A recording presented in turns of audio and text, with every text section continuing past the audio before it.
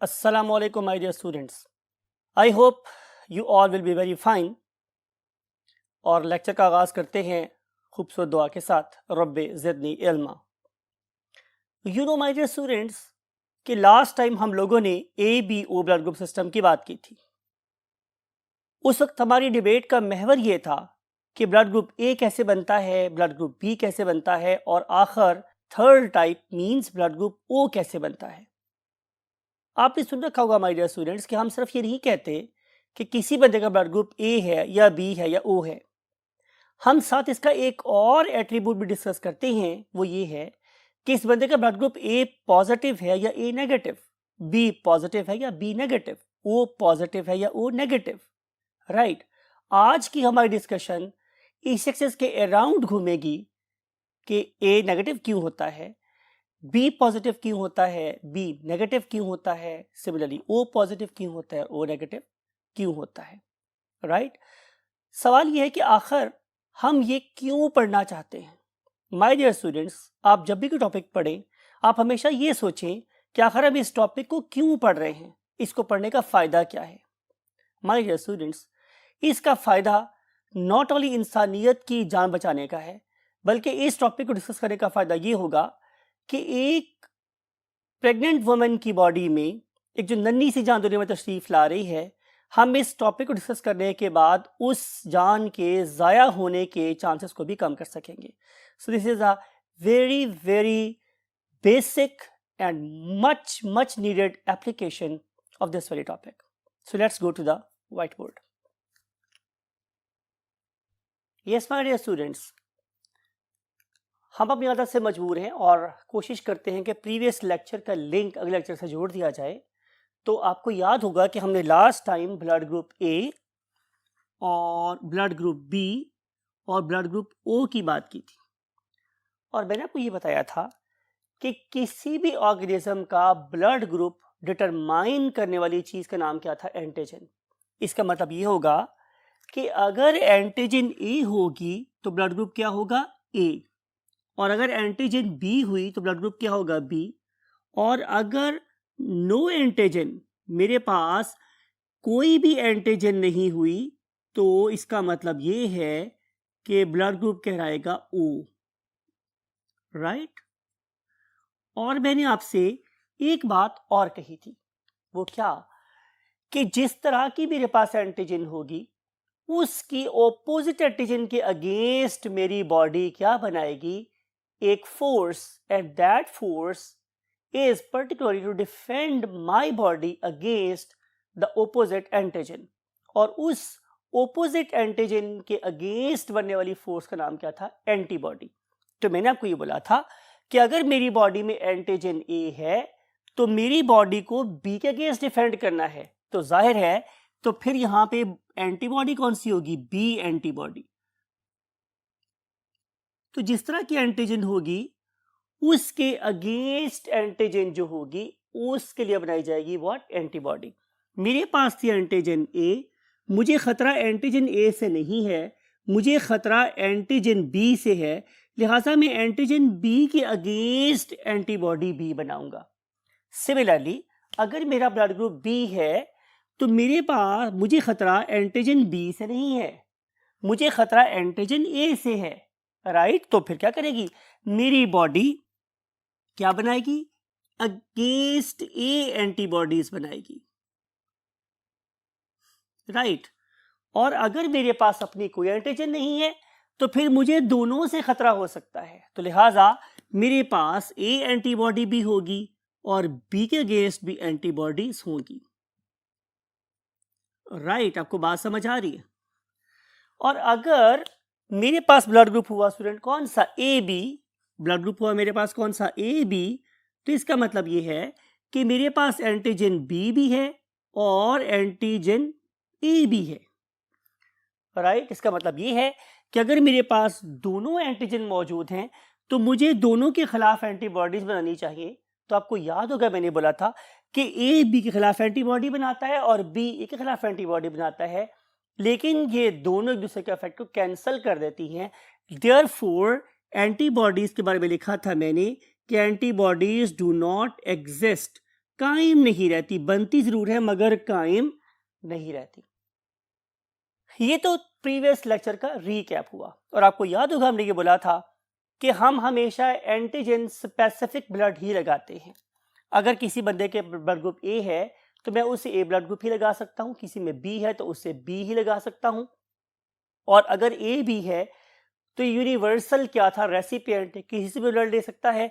जहां तक ताल्लुक था ओ ब्लड ग्रुप का तो यूनिवर्सल डोनर था, ये किसी से ब्लड, किसी को भी ब्लड दे सकता है क्योंकि इसके पास कोई एंटीजन नहीं है। तो जब एंटीजन ही नहीं है हमारे स्टूडेंट्स तो लड़ेगा किससे, ठीक है। तो इसलिए यहां लिख देते हैं आप लोगों के पास कि ये एक यूनिवर्सल डोनर है, it is a universal donor, और चूंकि इसके अंदर कोई एंटीबॉडी एग्जिस्ट नहीं करती इसलिए ये हर किस्म के एंटीजन एक्सेप्ट कर सकता है। तो हम इसे बोलते हैं कि it is a universal recipient, right. After having this very brief recap हम देखते हैं कि ब्लड ग्रुप ए के पास ए पॉजिटिव ए नेगेटिव कैसे बनता है, राइट। तो answer is this, look at this my dear students, कि ये मेरे पास एक आरबीसी है, ठीक है। आपको याद होगा मैंने डायग्राम बनाई थी कि ये मेरे पास एक आरबीसी है और इस आरबीसी के सरफेस पे अगर अटैच होती है एंटीजन ए तो इसका ब्लड ग्रुप होगा ए, और अगर एंटीजन अटैच हुई इसके ऊपर कौन सी, फॉर एग्जांपल बी, तो इसका ब्लड ग्रुप होगा बी। और अगर इसके ऊपर अटैच हुई दोनों किस्म की एंटीजन्स ए भी और बी भी तो ब्लड ग्रुप हो जाएगा ए बी। और अगर इस पर्टिकुलर आरबीसी के ऊपर कोई एंटीजन भी अटैच ना हुई, नो एंटीजन, नो एंटीजन, तो इसका मतलब ये है कि इसका ब्लड ग्रुप क्या हो जाएगा, oh, right. Antigen determines the nature of blood group, यही बात हमने यहां लिखी। इस एंटीजन के अलावा आरबीसी की सरफेस के ऊपर एक और एंटीजन भी होती है and that very antigen is known as RH antigen. मिसाल के तौर पे कि अगर इस पर्टिकुलर आरबीसी के ऊपर एक और एंटीजन लगी हुई है RH, तो ये ब्लड कहलाएगा ए पॉजिटिव। फर्ज कर लेते हैं कि इस पर्टिकुलर बी ब्लड ग्रुप के ऊपर इस वाले केस में RH एंटीजन नहीं है तो ये कहलाएगा बी नेगेटिव। एक और ऑर्गेनिज्म है, उसका जब मैंने ब्लड चेक किया तो पता चला कि उसके पास ये भी अटैच है और उसके साथ साथ RH भी अटैच है, तो अब इसका ब्लड ग्रुप क्या हो गया, बी पॉजिटिव। बात समझ आई। अगर RH एंटीजन अटैच होगी तो ब्लड ग्रुप क्या है, पॉजिटिव, और अगर किसी और ऑर्गेनिज्म में ये वाली RH एंटीजन उतार दी जाए तो फिर ब्लड ग्रुप बन जाएगा बी नेगेटिव। वेरी सिंपल, बहुत सिंपल सी बात। अगर RH एंटीजन प्रेजेंट है तो ब्लड ग्रुप पॉजिटिव और अगर एब्सेंट है तो negative, right my dear students. देखते हैं कि RH एंटीजन को सबसे पहले किसने डिस्कवर किया था और कब, तो उसके लिए मूव करते हैं next one third of the board पे। यस माय डियर स्टूडेंट्स, बात हो रही थी RH एंटीजन को डिस्कवर करने की, तो आंसर ये है कि हमारे पास वही एक ग्रेट हीमाटोलॉजिस्ट हैं, right, hematologist who studies the blood, and that very hematologist was Landsteiner, and he discovered this antigen in 1930. आपको पता है कि हमारे लाहौर बोर्ड के रेफरेंस से year is very important and name of the scientist is also very important. Scientist was Landsteiner and year was 1930।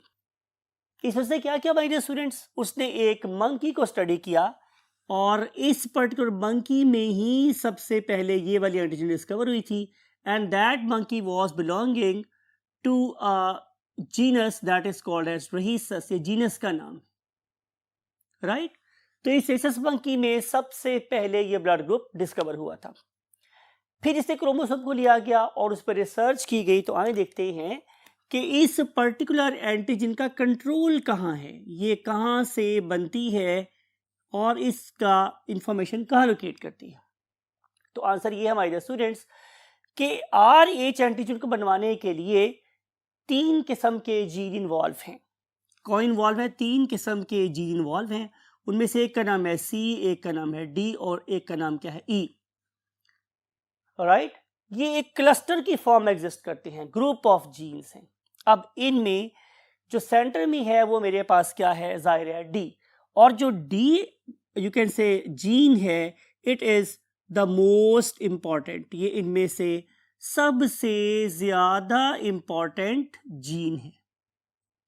Right, जहां तक C और E की ताल्लुक है, जाहिर है वो ऑल्टरनेटिवली उसके लेफ्ट और राइट साइड पे एग्जिस्ट कर रही है। What is the job of this particular D gene?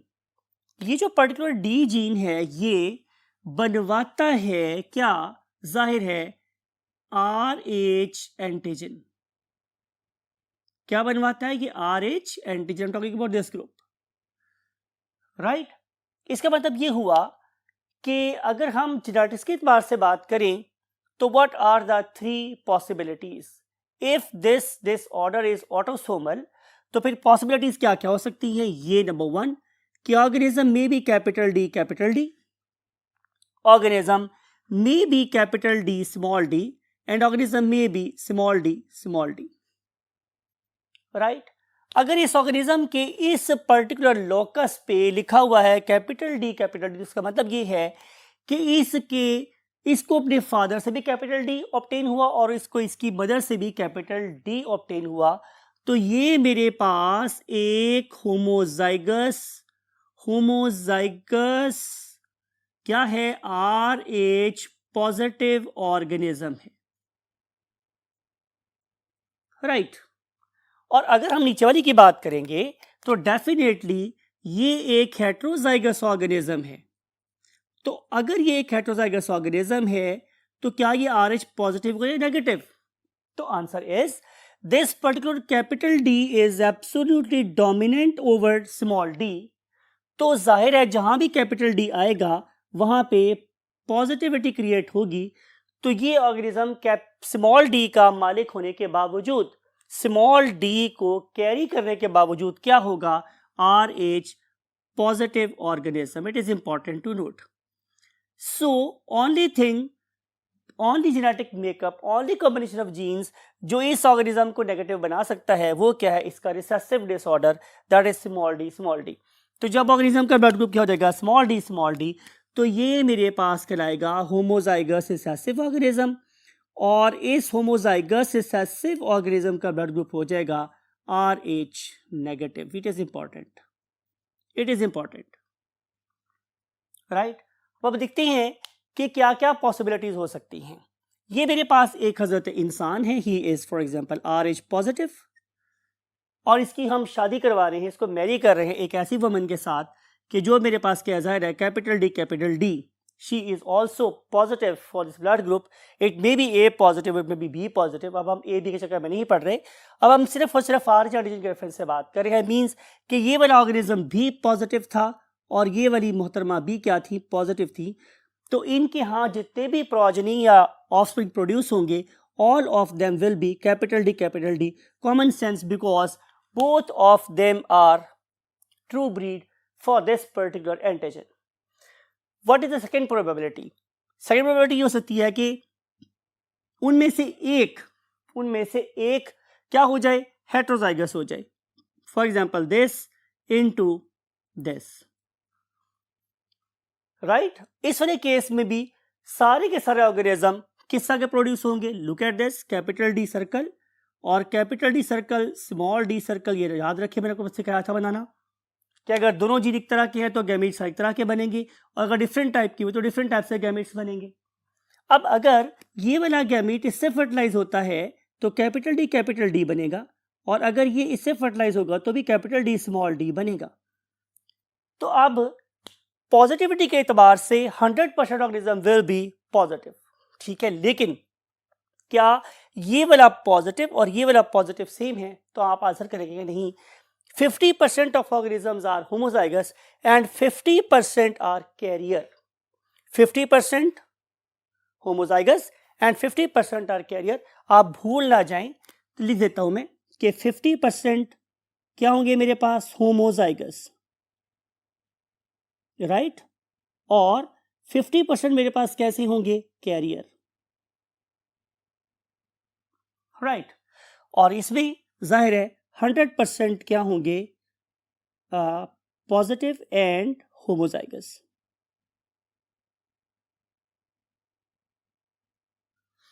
Right. ये कैसा होगा, जाहिर है positive, because it is carrying capital D. What about the next one, definitely it is also positive because के पास भी क्या है, कैपिटल डी, तो ये भी क्या होगा मेरे पास, पॉजिटिव, राइट। मूव करते नेक्स्ट बोर्ड पे और देखते हैं कि what are the other possible combinations. Yes my dear students, बात हो रही थी कि what is the next probability कि दोनों ही क्या हो जाए, हेट्रोजाइगस हो जाए। अगर दोनों ही हेट्रोजाइगस हो गए हैं, मींस कि जो मेल है वो भी कैरियर है और जो फीमेल है वो भी कैरियर है, तो यू नो कि अब यहां पर दो किस्म के गैमेट्स बनेंगे, कैपिटल डी स्मॉल डी, और यहां पर भी capital D circle small d circle. और अगर हम इसका एक क्रॉस कराएंगे तो what is the first probability, capital D capital D.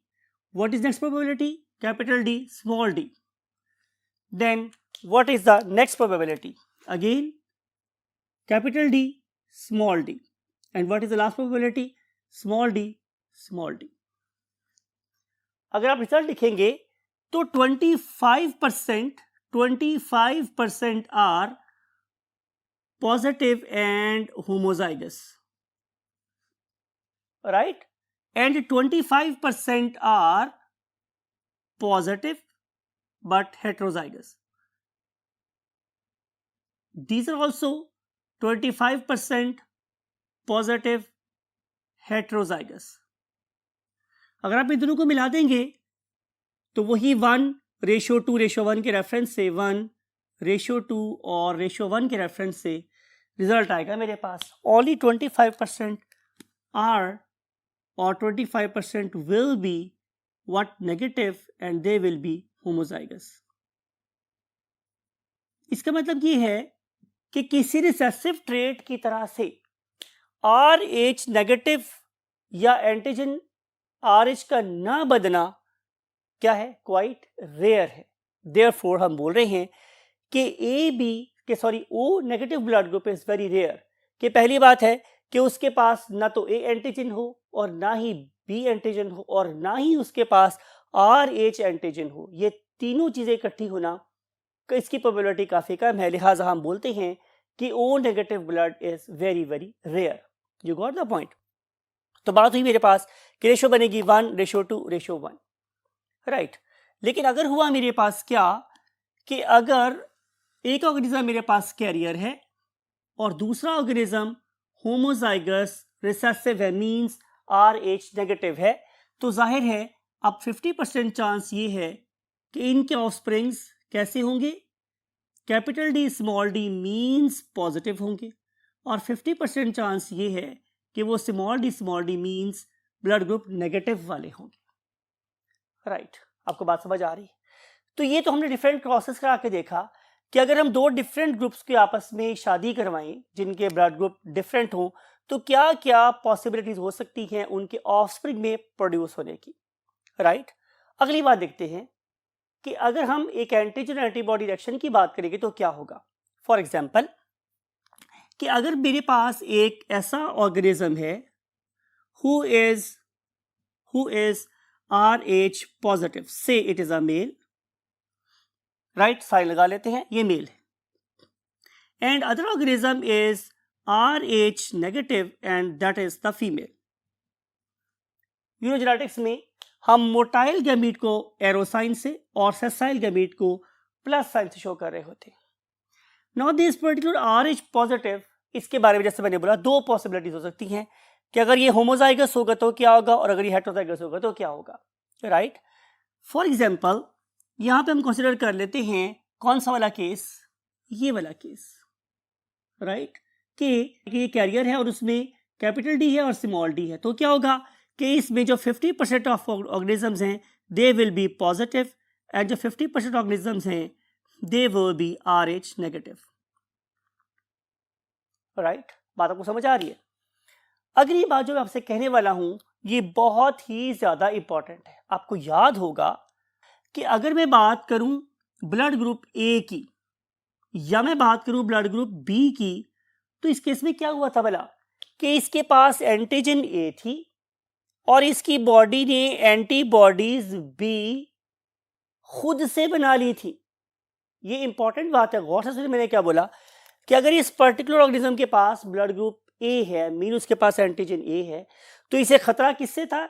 Antigen B से। तो लिहाजा इस ऑर्गेनिज्म ने इस एंटीजन के खिलाफ पहले से ही बना के रख ली थी क्या? एंटीबॉडीज। इसका मतलब है कि production of antibodies for A and B are self excitatory, self you can say responsive, ये खुद से बना लेती है।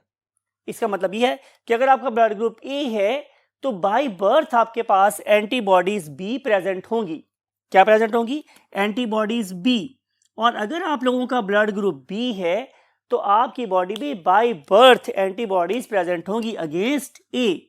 कि वही पुरानी बात है, कोई नई बात नहीं। लेकिन इंपॉर्टेंट बात क्या है कि ये वाला चक्कर, ये वाला केस किस में नहीं होता? आरएच एंटीजन में नहीं होता। Right, look at this. ये मेरे पास एक वुमन है फॉर एग्जांपल, ये एक मोहतरमा है मेरे पास, और इसका ब्लड ग्रुप क्या है? नेगेटिव ब्लड ग्रुप है। And that very negative blood group organism और female has married a O positive और A पॉजिटिव और B पॉजिटिव और AB positive organism that has got RH antigens. मेरी बात को जरा गौर से सुनिए। जब तक इस मोहतरमा के पास RH पॉजिटिव ब्लड वाली एंटीजेंस नहीं आएंगी, इस मोहतरमा की बॉडी RH एंटीजन के अगेंस्ट RH एंटीबॉडीज नहीं बनाएगी। मैं फिर बोल रहा हूं, ये वाला केस नहीं है, it is a different case. इस मोहतरमा की बॉडी सिर्फ उस सूरत में एंटीबॉडी बनाएगी कि जब हम इसकी बॉडी को RH पॉजिटिव एंटीजन से एक्सपोज करेंगे। Otherwise that woman is very pure, इसके पास किसी किस्म की कोई एंटीजन नहीं है और ये किसी के खिलाफ भी एंटीबॉडीज नहीं बनाती। Got the point? लेकिन जो ही फॉर एग्जांपल इसके पास आता है एक ऐसा baby, we are talking about a baby who has got blood group positive, इसका मतलब है कि हम किसी इस केस की बात करें। राइट, मेल क्या था? पॉजिटिव, मोहतरमा क्या थी? नेगेटिव। राइट, और 50% केस के लिहाज से इस दफा जो बेबी दुनिया में तशरीफ ला रहा है, जो उसने कंसीव किया है, that is for example capital D small D. तो कैपिटल डी स्मॉल डी होने के नाते से इसका ब्लड ग्रुप क्या हो गया है? Positive. Now there is a conflict, maternal blood group is negative and जो बेबी का ब्लड ग्रुप है वो क्या है? पॉजिटिव। अब क्या चांस है? आप लोग पढ़ के आए हैं कि प्लेसेंटा क्या होता है। Placenta is a site where baby is going to interact with the mother, so it is a site where there is a direct contact of the fetal blood with the maternal blood. right, आपको मेरी बात समझ आ रही है? अब अगर उस particular placenta में से इस बेबी की antigens means RH antigens cross करके चली जाती हैं मदर के ब्लड में। Look at this very animation. आपको नजर आ रहा है कि ये एक मोहतरमा है and she has got a baby in her fetus और मदर का ब्लड ग्रुप है RH नेगेटिव, बेबी का ब्लड ग्रुप क्या है? RH positive. राइट, तो क्या हो गया? मदर के पास तो एंटीजन थी नहीं, बेबी के पास एंटीजन थी, और ये वाली एंटीजन इस प्लेसेंटा से क्रॉस करके अब मदर की बॉडी में जा रही है। यू नो कि मदर की बॉडी ने पहले अपने पास नहीं रखी हुई थी क्या? एंटीबॉडीज फॉर RH, लेकिन जो ही फर्स्ट टाइम इसको एक्सपोजर होगा तो मदर की बॉडी इस पर्टिकुलर RH एंटीजन के अगेंस्ट RH एंटीबॉडी बनाना शुरू कर देगी। अब मुकाबला होगा दो ऑर्गेनिज्म के दरमियान में। एक ऑर्गेनिज्म है बहुत बड़ा, I am talking about the mother, और एक नन्ही सी छोटी सी जान, I am talking about the foetus. Right, तो रिजल्ट क्या होगा कि definitely mother's body will be the winner. Who will be the loser? Definitely foetal body. अब मदर की बॉडी कॉन्स्टेंटली क्या बना रही है? एंटीबॉडीज। अब ये वाली एंटीबॉडीज क्रॉस कर सकती हैं प्लेसेंटा को और आके इस पर्टिकुलर नन्ही सी जान की एंटीजन से लड़ाई शुरू कर सकती हैं और करती हैं। रिजल्ट में इसका ब्लड बहुत तेजी से डिस्ट्रॉय होना शुरू हो जाता है। दिस पर्टिकुलर डिसऑर्डर, जिसमें मदर की एंटीबॉडीज फीटस की एंटीजन से लड़ती हैं, फाइट करती हैं, उसे किल करती हैं और इनकी आरबीसीज की लाइसिस स्टार्ट हो जाती है। This particular disorder is called as erythroblastosis fetalis. क्या कहलाती है students?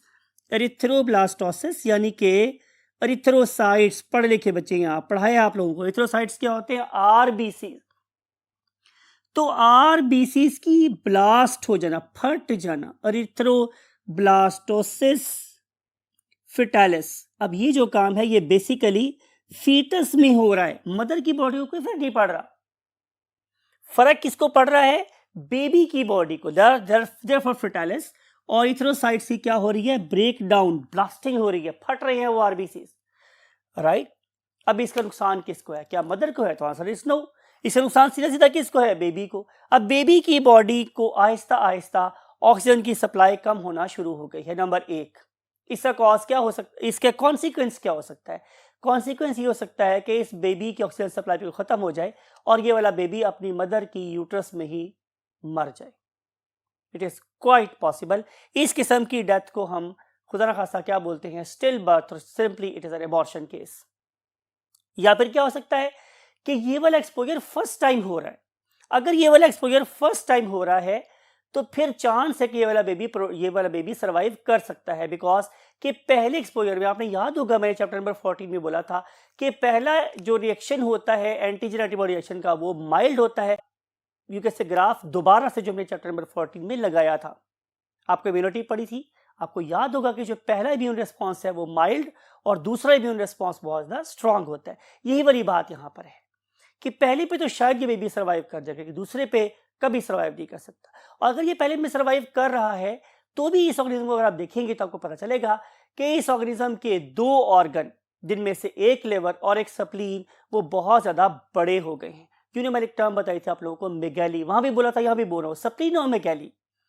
You know, spleen is a graveyard of the body. तो जब बहुत ज्यादा आरबीसीज फटना शुरू हो जाएंगे तो इसकी स्प्लीन क्या हो जाएगी? बड़ी हो जाएगी। This organism, this baby will have a birth with a very very large spleen. Disease is called as splenomegaly. इसके अलावा इसका जो लिवर है वो भी काम कर रहा था, वो कोशिश करेगा कि मैं ज्यादा नंबर ऑफ क्या करूं, एरिथ्रोसाइट्स को प्रोड्यूस करूं और ज्यादा बॉडी ऑर्गेनिकली डिजाइंड है। It is trying its level best to save the what foetus, और उसके लिए वो इमेच्योर आरबीसी को ही ब्लड में पीना शुरू कर देती है कि चलो नॉट 100% सही, 40%, 30%, 50% तक ऑक्सीजन बॉडी को सप्लाई होती रहे। और अगर किस्मत अच्छी हुई और ये बेबी दुनिया में तशरीफ ले आया तो आपको क्या पता चलेगा कि नॉट ओनली इसकी स्प्लीन बड़ी हुई है, इसका लिवर बड़ा हुआ है, बल्कि इसके अलावा इसको प्रॉब्लम और भी है। आप इसी आईज को देखें, इसकी आईज बहुत येलो है। आप इस स्किन को देखें, स्किन भी बहुत येलो है। पढ़े लिखे बच्चे हैं, आप पता है इसको क्या बोलते हैं? जॉन्डिस, यरकान बोलते हैं इसे, पीला यरकान। वजह क्या थी? आपको याद होगा मैंने बोला था कि जब भी आरबीसी ब्रेक होता है तो उसके रिजल्ट में एक येलो पिगमेंट प्रोड्यूस होता है। नाम भी बताया था आपको, एग्जैक्टली, बिलीरुबिन। तो bilirubin is a yellow pigment. When it will develop in excess तो इससे टॉक्सिक इफेक्ट को नलीफाई करने के लिए इसे बॉडी के पेरिफेरल पार्ट्स में स्टोर किया जाता है और इसी तरह से हमारी स्किन और हमारी आईज और हमारे नेल्स तक के दे बिकम व्हाट? येलो। और अगर ये दुनिया में तशरीफ ले आया है safe and sound, although he और she is suffering from jaundice, तो क्या करो? इसको एज सून एज पॉसिबल इस पर्टिकुलर रिएक्शन से जान छुड़वाओ जो इसकी और इसकी मदर की बॉडी में इंट्रैक्शन की वजह से डेवलप हुई है। तो क्या करो? इसके ब्लड को रिप्लेस करवाओ बाय अ नेगेटिव ब्लड। जब इसके ब्लड में आहिस्ता आहिस्ता आहिस्ता सा नेगेटिव ब्लड इन्फ्यूज करेंगे तो वो रिएक्शन जो एंटीजन एंटीबॉडी के रिजल्ट में बॉडी में प्रोड्यूस हो रहा था और इसकी जान खतरे में थी, वो ऐसा खत्म होगा, तो ये बेबी बच सकता है, राइट। तो ये तो बात हुई एक उस बेबी की दुनिया में तशरीफ ले आया और बच गया। लेकिन अब एक अगले केस में देखते हैं। अब हम फर्ज कर लेते हैं कि ये जो मोहतरमा है ये प्राइमरी ग्रेविडा नहीं है, मीन टू से कि ये उनकी पहली प्रेगनेंसी नहीं है बल्कि सेकंड प्रेगनेंसी है। और अगर ये सेकंड प्रेगनेंसी हुई तो फिर क्या होगा माय डियर स्टूडेंट्स? जाहिर है ये वाली मोहतरमा जो पहले क्या थी? RH नेगेटिव थी, उनके पास किसी किस्म की कोई एंटीबॉडी नहीं थी। अब वो वैसी खातून नहीं है, वैसी मोहतरमा नहीं है। अब उनके ब्लड में इस पर्टिकुलर बेबी की वजह से ऑलरेडी क्या प्रेजेंट है? RH antibodies. अगर सेकेंड टाइम भी फॉर एग्जाम्पल कंसेप्शन होती है और सेकेंड टाइम वाला बेबी भी ये सेलेक्ट होता है, तो उस वाले केस में ऑलरेडी बहुत ज्यादा अमाउंट में एंटीबॉडीज वहां प्रेजेंट हैं, ये तो 100% स्टिल बर्थ ही कॉज करेगा। अब हम साइंटिस्ट लोगों ने इसका क्या हल निकाला है, क्या इस प्रॉब्लम को कोई हल है, या कि इस पर्टिकुलर जुर्म की सजा कि एक RH पॉजिटिव मर्द ने RH नेगेटिव औरत से शादी ही क्यों की, ये सजा उसको हमेशा मिलती रहेगी। तो जाहिर है शुरू में तो ऐसे ही होता था कि 50% बच्चे जो थे वो बच जाते थे और 50% जो बच्चे थे वो इसी रिएक्शन की नजर हो जाते थे। तो इसका साइंटिफिक सोल्यूशन क्या है? साइंटिफिक सोल्यूशन ये है माय डियर स्टूडेंट्स कि किसी तरीके से वो वाली एंटीजेंस जो इस RH नेगेटिव मदर की बॉडी में पहले से बन गई हैं, हम उनको खत्म कर देंगे, न्यूट्रलाइज कर दें। तो इस पर्पस के लिए हम कुछ भी नहीं करते हैं, हम सिंपल और सिंपल इस मोहतरमा की बॉडी में right after first delivery infuse कर देते हैं। क्या क्या इन्फ्यूज कर देते हैं? कॉमन सेंस, एंटीसीएम लगा देते हैं। वो एंटीबॉडीज क्या करेंगी? वो इस पर्टिकुलर एंटीजन एंटीबॉडी के रिएक्शन में पहले से पड़ी हुई एंटीजेंस किल हो जाएगी, राइट। तो इस तरीके से उस पर्टिकुलर ऑर्गेनिज्म के मरने के चांसेस कम हो जाएंगे जो पहले से यहां पर पड़ी हुई एंटीजेंस की वजह से मौजूद थे। सो ये था हमारे पास you can say topic that is called as erythroblastosis fetalis. So that's it for this topic. I hope कि ये टॉपिक आप लोगों को बड़ी तरीके से समझ आया होगा। It is not a very difficult topic. बात सिर्फ यही है कि आप एंटीजन को अंडरस्टैंड करें कि एंटीजन क्या है, और दूसरी बात यह है कि एंटीबॉडीज क्या हैं। एंटीजन एंटीबॉडी रिएक्शन जहां हमारी सेफ्टी के लिए बहुत बड़ा एक टूल है, वहीं पे इससे इंटरेक्शन से बहुत सी कीमती जानें ज़ाया भी हो सकती हैं। अल्लाह ताला ने हमें अकल दी है, शऊर दिया है, हम उस पर्टिकुलर एंटीजन एंटीबॉडी फाइट को रोक के बहुत सी कीमती जानों को ज़ाया होने से बचा सकते हैं। अल्लाह ताला हमें इंसानियत का भला करने वाला ऑर्गेनिज्म बनाए। इस दुआ के साथ चाहता हूँ आप लोगों से इजाज़त, और आप लोगों को कहूँगा अल्लाह हाफिज़।